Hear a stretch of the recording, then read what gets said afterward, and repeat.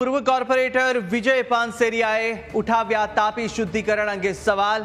SMC બધું જ જાણતી હોવા છતાં પણ આંખ આડા કાન કરતા હોવાનું પૂર્વ કોર્પોરેટરે આક્ષેપ કર્યા છે, જ્યાં ટ્રીટમેન્ટ કર્યા વગર જ ગટર અને કેમિકલના પાણી જે તાપી નદીમાં છોડવામાં આવતું હોવાનું પૂર્વ કોર્પોરેટરે જણાવ્યું છે।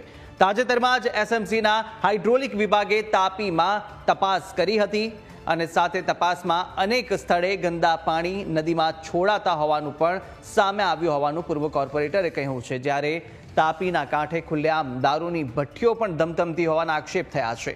તંત્રને જાણ હોવા છતાં પણ તાપીને શુદ્ધ રાખવા કોઈ પ્રકારની કાર્યવાહી થતી નથી તેવો પણ પૂર્વ કોર્પોરેટરે નિવેદન આપ્યું છે।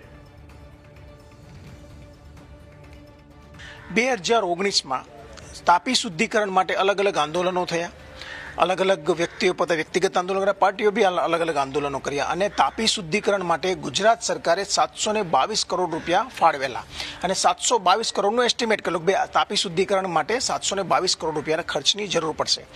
અને જે તે સમયના ત્યારના મુખ્યમંત્રી હતા એવું એમણે ઓફિશિયલી કહેલું કે સુરત શહેરની જે તાપી નદી પસાર થાય છે એમાં 42 જેટલા આઉટલેટો ડ્રેનેજના સીધા જ તે તાપીમાં ઠલવાય છે, એટલે આ 42 આઉટલેટોને બંધ કરવાના અને આ જે જળકુંભીની સમસ્યા એ સમયાંતરે બંધ થઈ જાય એ માટે 722 કરોડ ફાળવેલા હતા। પરંતુ આજે બી તમે જોશો તો જળકુંભીની સમસ્યા તેમની તેમ છે।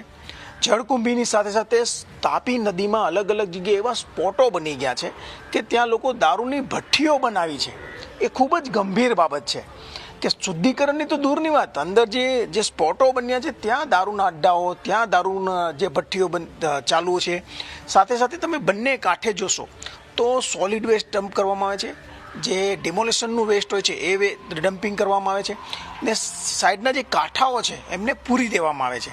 તો આટલી મોટી અમાઉન્ટ ખર્ચવા છતાં બી આજે બી તાપી નદીનું પાણી જે શુદ્ધ હોવું જોઈએ શુદ્ધ નથી, એને ટ્રીટ કરવા માટે એટલો જ ખર્ચ કરવામાં આવે છે અને જેટલા બી તાપી શુદ્ધિકરણ નામેના એસટીપી બનાવ્યા છે એનું જે ગંદુ પાણી ટ્રીટ કરીને તાપીમાં જે છોડવાનું હોય છે, આ ઇજારદારો એ તાપીનું એ પાણી ટ્રીટ કરેલું પાણી ટ્રીટ કર્યા વગર જ તાપીમાં છોડે છે।